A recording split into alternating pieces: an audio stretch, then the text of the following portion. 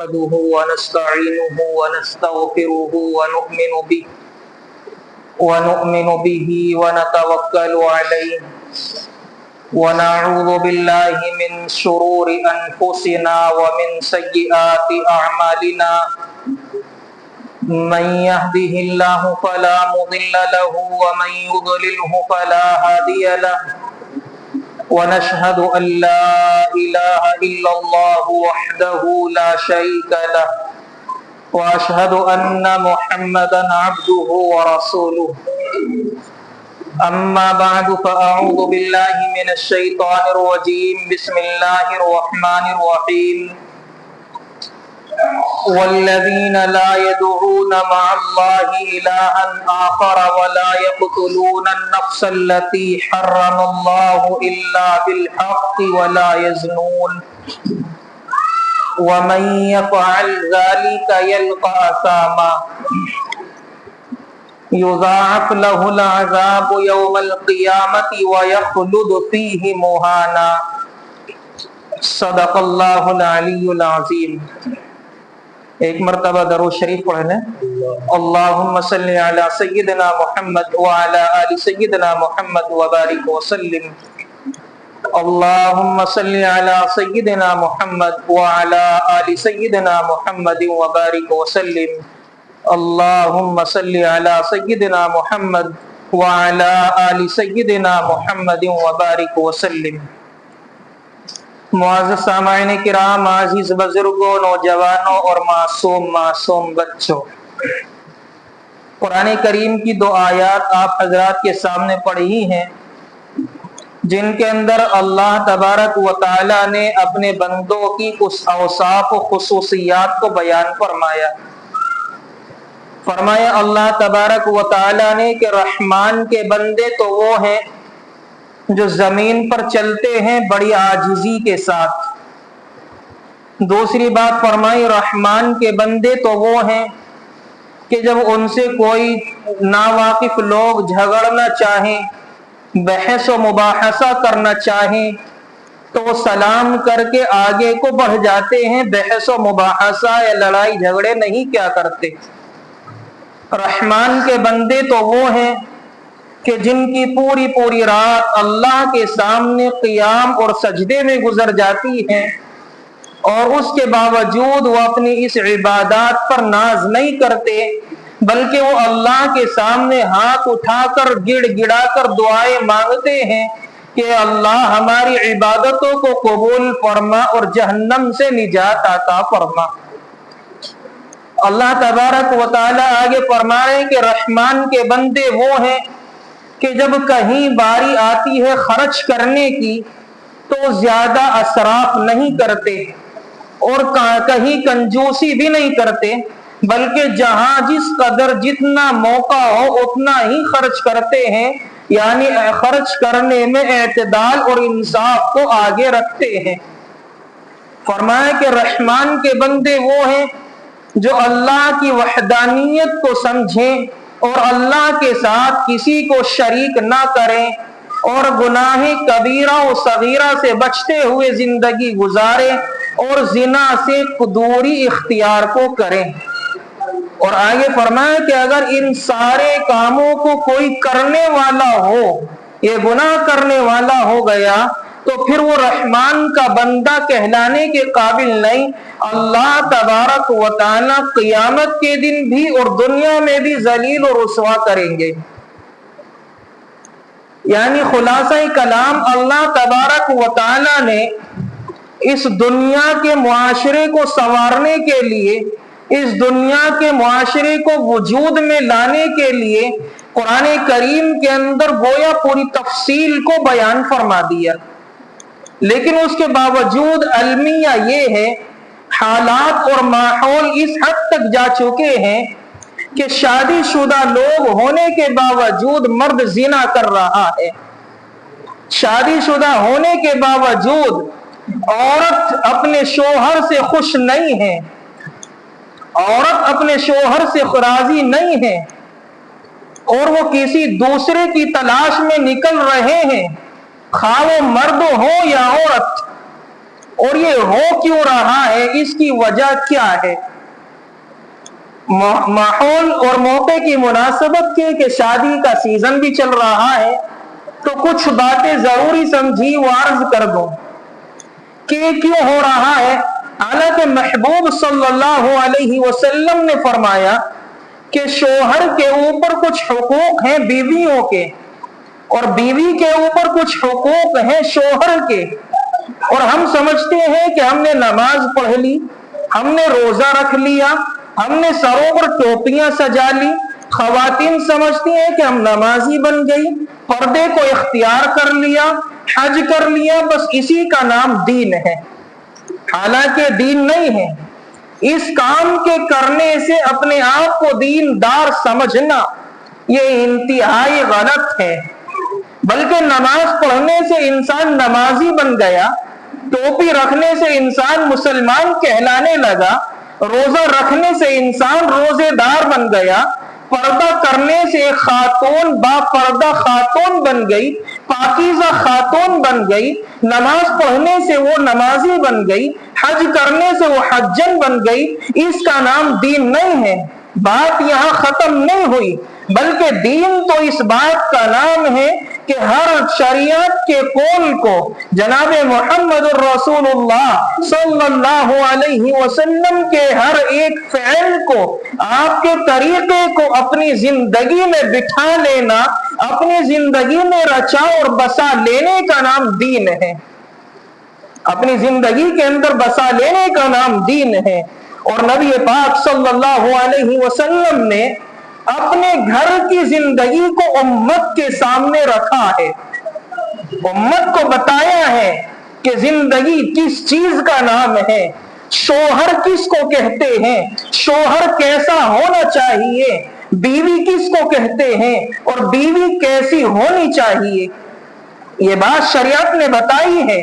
شریعت نے صرف یہ نہیں بتایا کہ مسجد میں آ کر کے بیٹھنے کا طریقہ کیا ہے، مسجد میں آ کر معاملات کرنے کا طریقہ کیا ہے، بازار میں جا کر معاملات کو اچھا کرنے کا طریقہ کیا ہے، بلکہ شریعت نے یہ بھی بتایا ہے کہ گھر کے اندر رہ کر کے اخلاق کو کیسے درست کیا جائے، گھر کے اندر رہ کر کے زندگی کو کس طریقے سے گزارا جائے، یہ بھی تو شریعت نے بتایا ہے۔ یہ بھی شریعت کا ایک حصہ ہے۔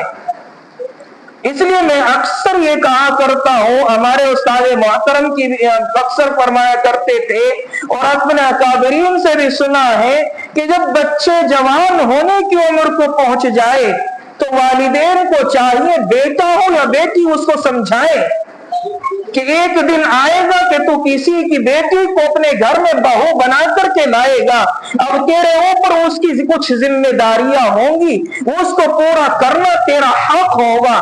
بیٹی کو سمجھائے کہ تو بھی کسی گھر میں جائے گی، اور خاص طور سے بیٹیوں کو سمجھائے اور انہیں پڑھائے لکھائے، ان کی تربیت اس انداز سے کرے کہ آنے والے گھر کے اندر جب تو داخل ہوگی کہیں ایسا نہ ہو کہ تجھے وہاں کسی ذلت اور رسوائی کا سامنا کرنا پڑے۔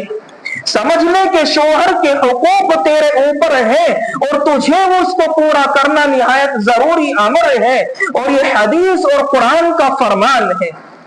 اور پھر اس کو بتائیں کہ شوہر کے کتنے حقوق ہیں اور وہ حقوق کیا کیا ہیں۔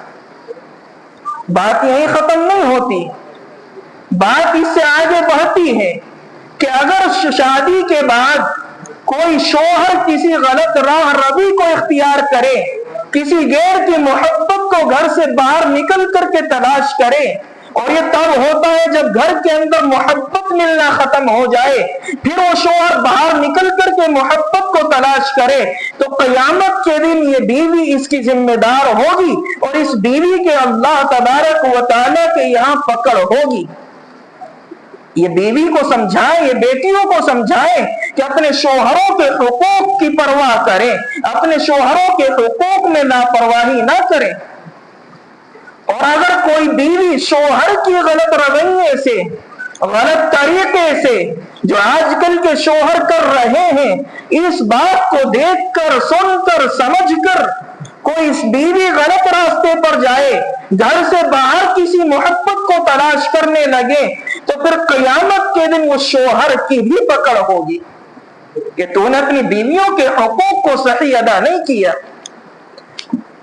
और अक्सर हमने हदीस के अंदर पढ़ा है कि जब अल्लाह तबारक व तआला ने हलाल रिश्ते को कायम कर दिया, निकाह को आम कर दिया, और आका अलैहिस्सलातु वस्सलाम ने फरमा दिया अन निकाह मिन सुन्नती, निकाह करना मेरी सुन्नत है, इसका रिवाज आम हो गया और होना चाहिए था।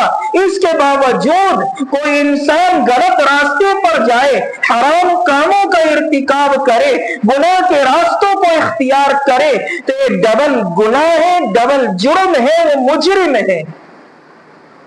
और नबी अकरम सल्लल्लाहु अलैहि वसल्लम ने इरशाद फरमाया अकमलुल मुमिनीना ईमानन, कि तुम में सबसे बेहतरीन कामिल ईमान वाला कौन है?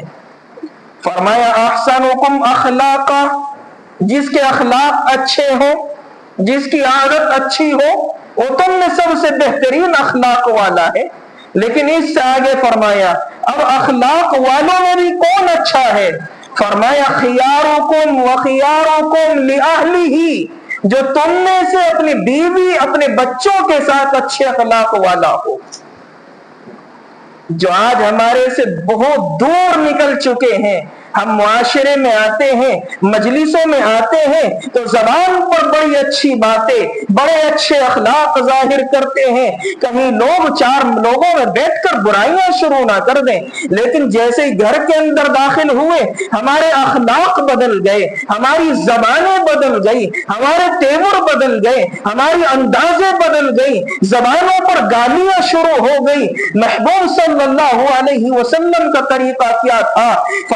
फरमाती है उम्मुल मोमिनीन सय्यदतना हजरत आयशा सिद्दीका रज़ियल्लाहु ताला अन्हा कि मेरे घर में 3 सहाबा तशरीफ लाए और आकर के कहते हैं कि उम्मुल मोमिनीन मुझे मोहम्मद रसूलुल्लाह की घर की जिंदगी के बारे में बताए।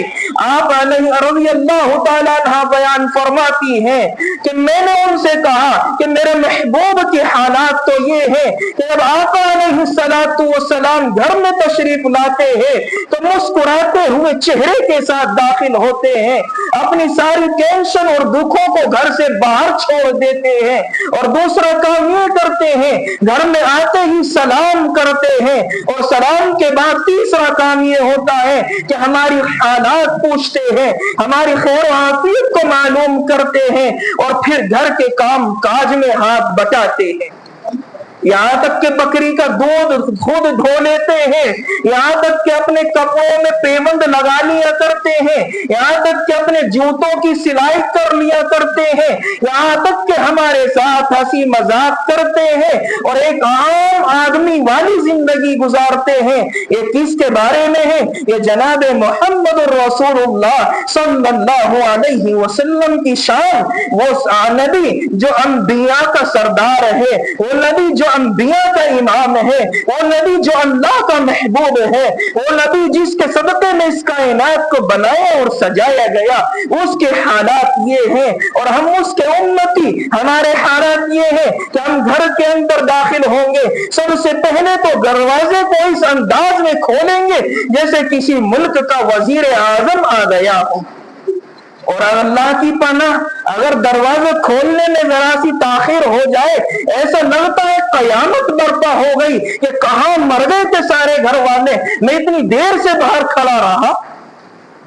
भाई वो भी तो इंसान है, किसी काम में मसरूफ हो गए होंगे, उन्हें आवाज मिल गई होगी, उन्होंने आकर के दरवाजे को खोला और फिर दूसरा अल्फाज उसकी जबान पर आता है, वो सलाम के साथ दाखिल नहीं होता, वो अपने बीवी बच्चों के हालात को मालूम नहीं करता, उनके मिजाज और उनकी तबीयत को मालूम नहीं करता, वो सीधा कहता है खाना तैयार है या नहीं। और अगर इत्तिफाकन जवाब मिल गया कि अभी कुछ टाइम लगेगा, तो बस कयामत के ऊपर कयामत। घर में पड़ी पड़ी तुम करती क्या हो? तुम्हें काम ही क्या है? पूरे दिन तो तुम खाली रहती हो, और अगर कोई बेजबान बेलगाम मिल जाए तो फिर वो अपनी अंदाज में 4 जुमले और सुनाती है, और बस यहीं से तलाक होना शुरू, बस यहीं से झगड़े शुरू।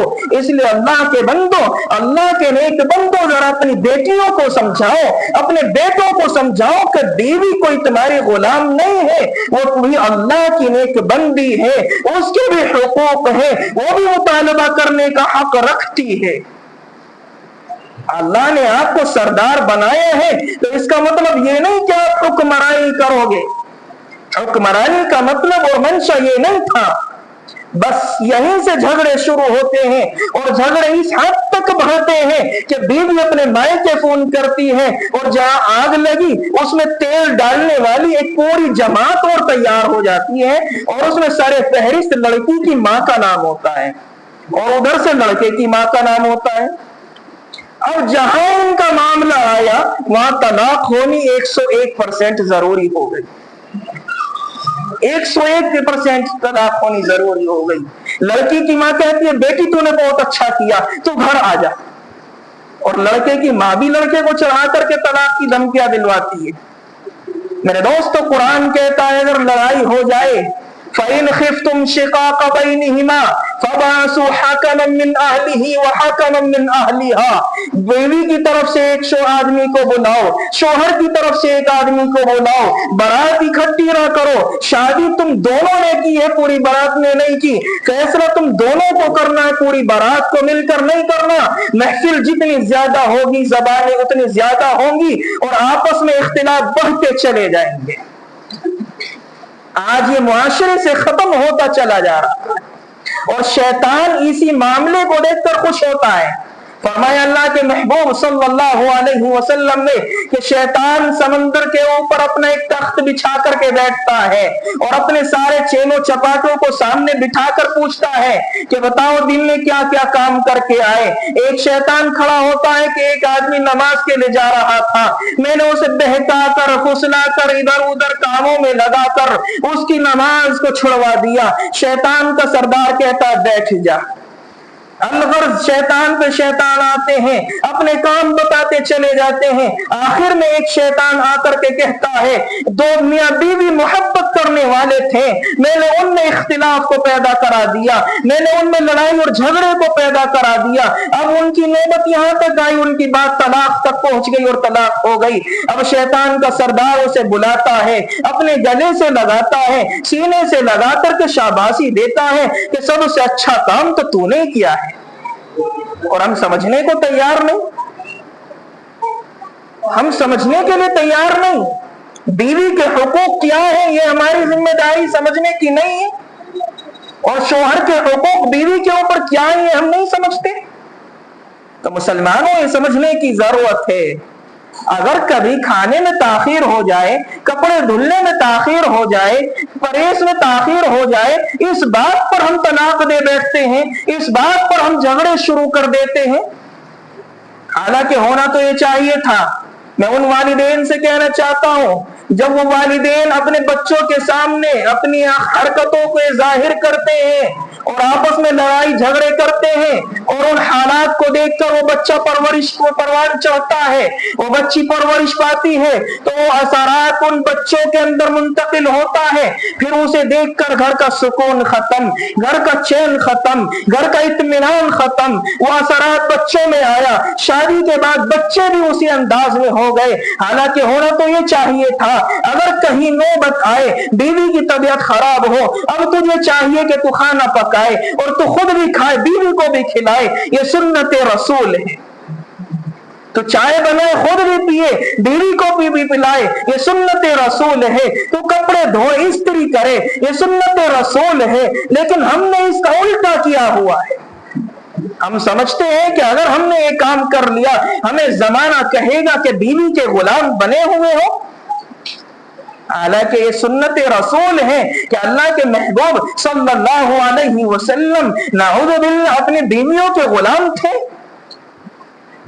اور پھر آخر میں اگر بحث و مباحثہ چلتا چلا جائے، اس سے کوئی غلطیاں ہو جائے، تو پھر ہم کہتے ہیں ٹیڑھی پسلی سے پیدا ہے، ٹیڑھی حرکتیں کرے گی۔ نانا لوگوں یہ نہ کہنا، بلکہ اللہ کے محبوب صلی اللہ علیہ وسلم نے فرمایا عورت ٹیڑھی پسلی سے پیدا، یہ عورت کے اندر عیب نہیں ہے، یہ عورت کا حسن ہے، اس لیے کہ پسلی ہوتی ہی ٹیڑھی ہے، اگر کوئی اسے سیدھا کروانا چاہے تو ٹوٹ جائے گی۔ آقا علیہ الصلوۃ والسلام نے فرمایا عورت کے اندر بھی کچھ مزاج ہے، ٹیڑھا پن ہوتا ہے، بس اس کو خوشی کے ساتھ برداشت کرتے ہوئے زندگی گزار لو، اسے سیدھی نہ کرو، یہ عورت کا عیب نہیں ہے، یہ عورت کی فطرت میں ہے، یہ عورت کا حسن ہے۔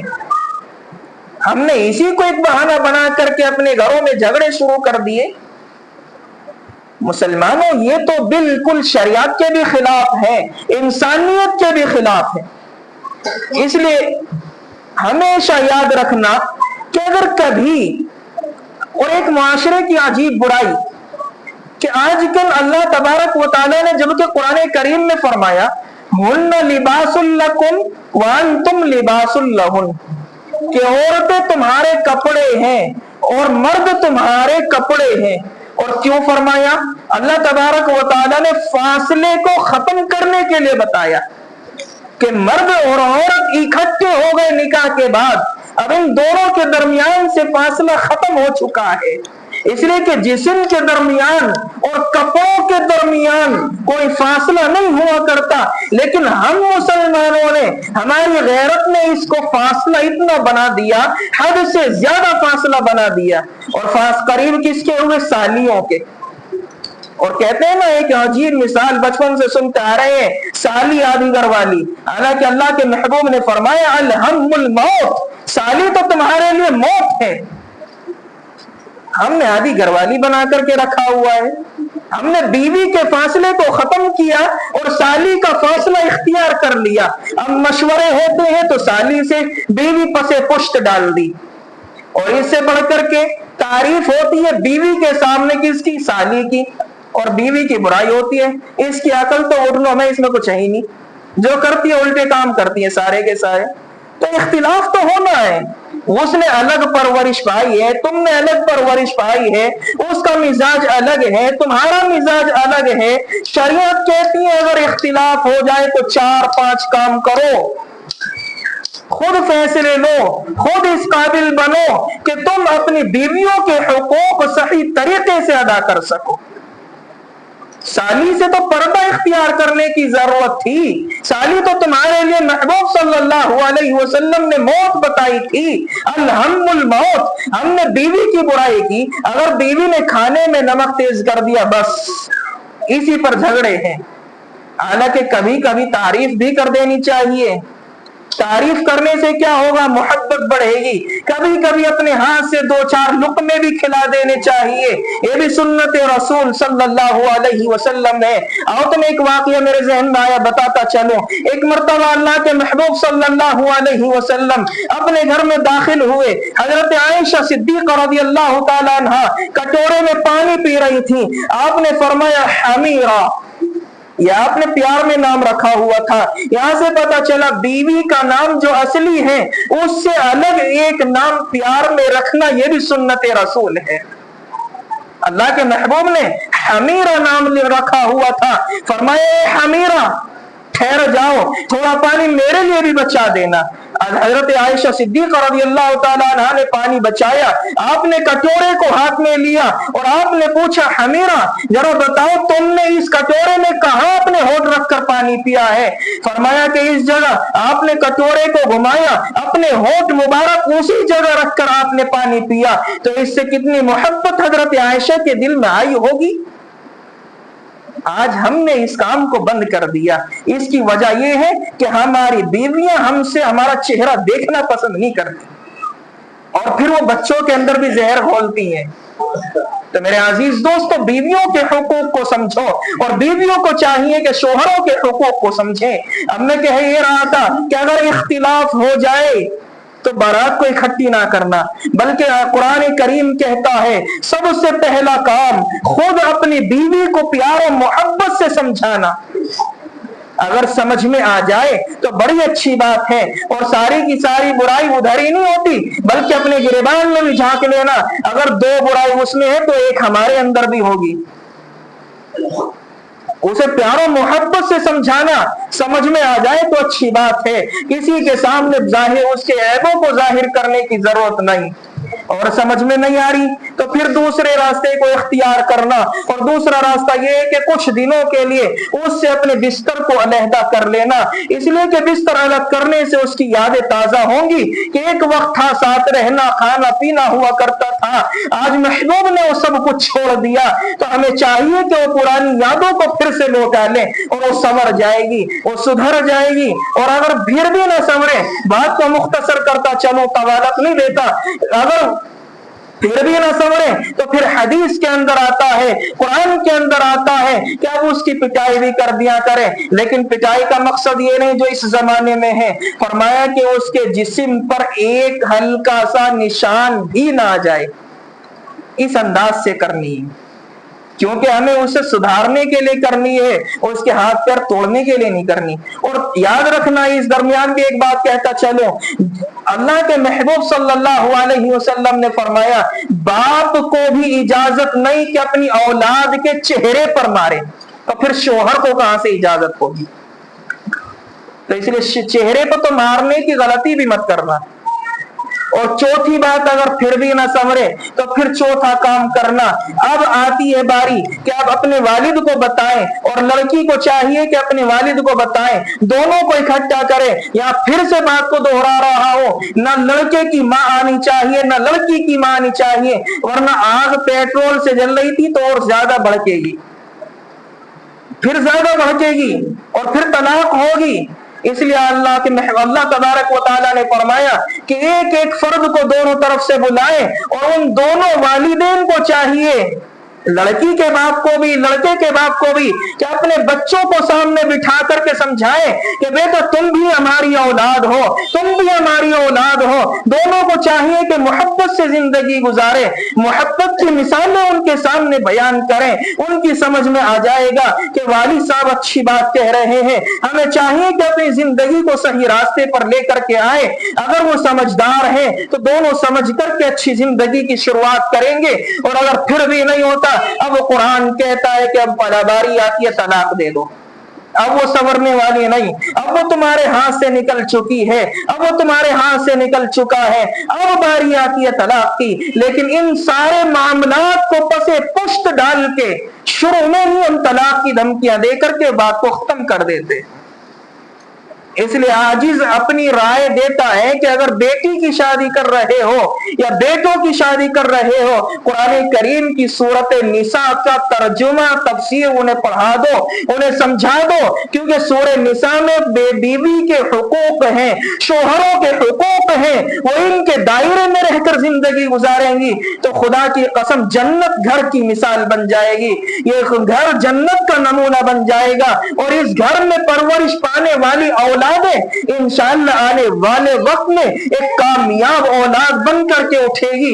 अगर ये मुआशरे में बर्बादी होती रही और हमने इस तरफ तवज्जो न दी तो फिर याद रखना वालिदैन खून के आंसू रो रहे हैं और रोते रहेंगे।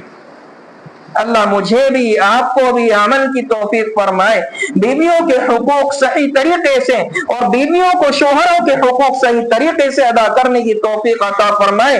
व आखिरु दावाना अनिल हम्दुलिल्लाहि रब्बिल आलमीन। सुन्नत पढ़ो।